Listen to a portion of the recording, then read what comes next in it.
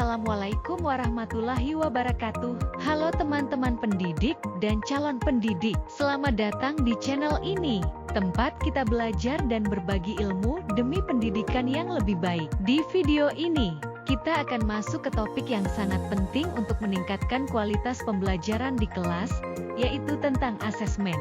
Bagaimana kita sebagai guru bisa merancang asesmen yang tidak hanya sekadar menilai, tetapi juga benar-benar memahami potensi, kebutuhan, dan keunikan setiap peserta didik. Kita akan mengulas bagaimana asesmen di ruang kelas bisa menjadi alat yang efektif untuk membantu peserta didik berkembang secara maksimal.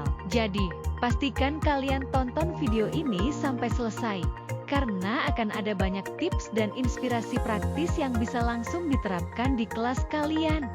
Berikut merupakan anggota kelompok 2. Berikut instruksi tugas 3,2 mengulas asesmen di ruang kelas. Setelah Anda melengkapi tabel di atas sebagai ulasan terhadap salah satu asesmen yang telah diterapkan di kelas, maka Anda diminta untuk mengemas ulasan tersebut dalam bentuk artikel poster video. Catatan, penilaian dapat menggunakan rubrik 2 dan dosen dibebaskan jika ingin memodifikasi rubrik sesuai dengan kebutuhan.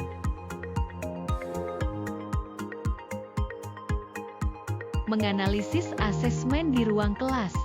1. Mata pelajaran Fisika. 2. Kelas 10. 3. Fase E. 4. Capaian pembelajaran. Peserta didik mampu memahami sistem pengukuran dalam kerja ilmiah, energi alternatif dan pemanfaatannya untuk mengatasi permasalahan ketersediaan energi. 5. Tujuan pembelajaran. Peserta didik mampu mengidentifikasi berbagai jenis besaran fisika, dimensi, satuan dengan benar. Peserta didik mampu menggunakan analisis dimensi untuk menguji kebenaran rumus dan menentukan rumus dengan tepat. Peserta didik mampu mengkonversi satuan dengan akurat.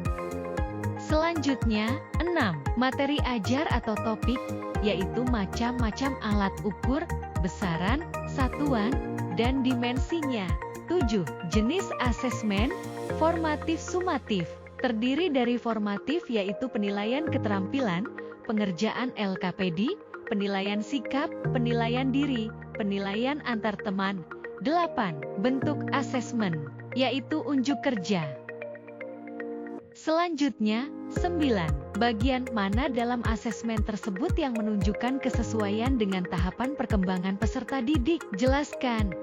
Jadi pada bagian asesmen yang menunjukkan kesesuaian dengan tahapan perkembangan peserta didik adalah penilaian diri. Hal ini dikarenakan penilaian diri memungkinkan peserta didik untuk secara langsung melibatkan diri dalam proses evaluasi dan mengevaluasi kemajuan mereka sendiri. Selanjutnya, 10. Bagian mana dalam asesmen tersebut yang menunjukkan kesesuaian dengan perlunya mempertimbangkan aspek lingkungan budaya dan karakteristik peserta didik? Jelaskan. Jadi, pada bagian asesmen yang menunjukkan kesesuaian dengan perlunya mempertimbangkan aspek lingkungan budaya dan karakteristik peserta didik adalah penilaian antar teman dan penilaian sikap. 1. Dalam lingkungan kelas yang beragam budaya, penilaian antar teman dapat membantu dalam menghargai dan memahami keanekaragaman budaya teman sekelas dengan latar belakang budaya yang berbeda, dan penilaian ini dapat menciptakan kesempatan untuk menghormati nilai-nilai dan norma-norma budaya yang berbeda. Selain itu, penilaian antar teman mencakup interaksi sosial, di mana karakteristik individu peserta didik seperti gaya belajar, kemampuan berkomunikasi, dan preferensi pembelajaran dapat tercermin. Memberikan umpan balik yang mempertimbangkan karakteristik ini dapat membantu peserta didik memahami cara mereka berinteraksi dengan orang lain. Melalui penilaian antar teman, peserta didik dapat mengembangkan empati terhadap teman sekelas yang mungkin memiliki kebutuhan dan preferensi belajar yang berbeda.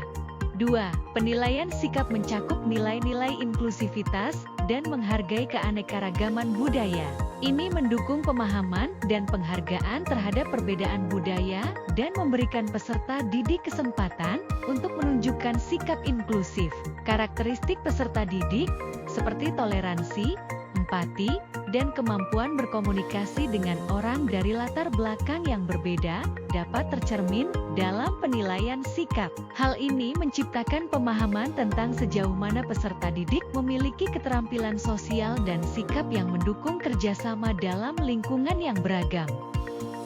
Selanjutnya, 11. Bagian mana dalam asesmen tersebut yang menunjukkan kesesuaian dengan kemampuan peserta didik? Jelaskan.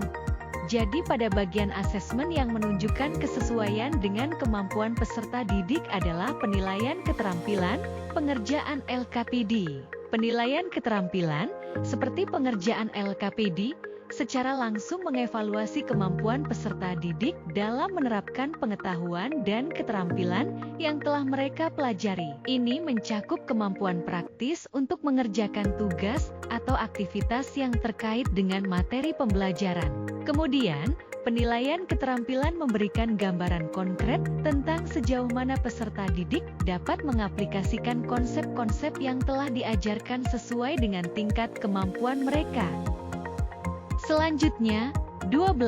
Bagian mana dari asesmen tersebut yang menunjukkan kesesuaian, bahwa sudah memberikan ruang bagi peserta didik untuk memberikan umpan balik terhadap proses pembelajaran mereka? Jadi bagian dari asesmen yang menunjukkan kesesuaian untuk memberikan ruang bagi peserta didik untuk memberikan umpan balik terhadap proses pembelajaran mereka adalah penilaian diri.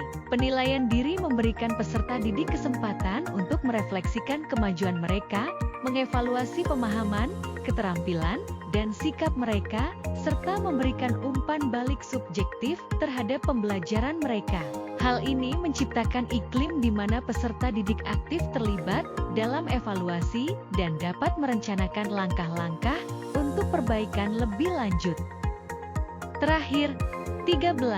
Jika Anda menjadi guru di kelas tersebut, hal apa yang ingin Anda tingkatkan untuk lebih memaksimalkan efektivitas asesmen dengan memperhatikan tahapan perkembangan peserta didik, lingkungan budaya dan karakter peserta didik, serta kemampuan peserta didik? Tuliskan pendapatmu secara lengkap. Jika saya menjadi guru di kelas, hal yang ingin saya tingkatkan untuk lebih memaksimalkan efektivitas asesmen dengan memperhatikan tahapan perkembangan peserta didik, lingkungan budaya dan karakter peserta didik, serta kemampuan peserta didik adalah pemahaman terkait tahapan perkembangan peserta didik dalam berbagai aspek, seperti kognitif, sosial, dan emosional. Dengan memahami tahapan ini, saya dapat merancang asesmen yang sesuai dengan tingkat pemahaman dan kemampuan peserta didik. Misalnya, untuk siswa yang berada pada tahap perkembangan tertentu, saya dapat menyusun tugas atau proyek yang sesuai dengan tingkat kompleksitas yang sesuai. Terima kasih sudah menyimak pembahasan kita tentang asesmen yang mempertimbangkan pengetahuan tentang peserta didik. Semoga materi ini bisa membantu teman-teman dalam menciptakan pembelajaran yang lebih efektif dan bermakna di ruang kelas.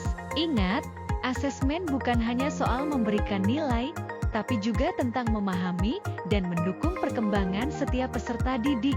Dengan pendekatan yang tepat, kita bisa menjadi fasilitator terbaik bagi mereka untuk mencapai potensi maksimalnya. Kalau kalian punya tips atau pengalaman menarik seputar asesmen di kelas, jangan ragu untuk berbagi di kolom komentar. Mari kita jadikan ruang ini tempat saling belajar dan menginspirasi satu sama lain. Jangan lupa untuk like, share, dan subscribe agar tidak ketinggalan video lainnya. Sampai jumpa di video berikutnya, dan terus semangat menjadi pendidik yang inspiratif.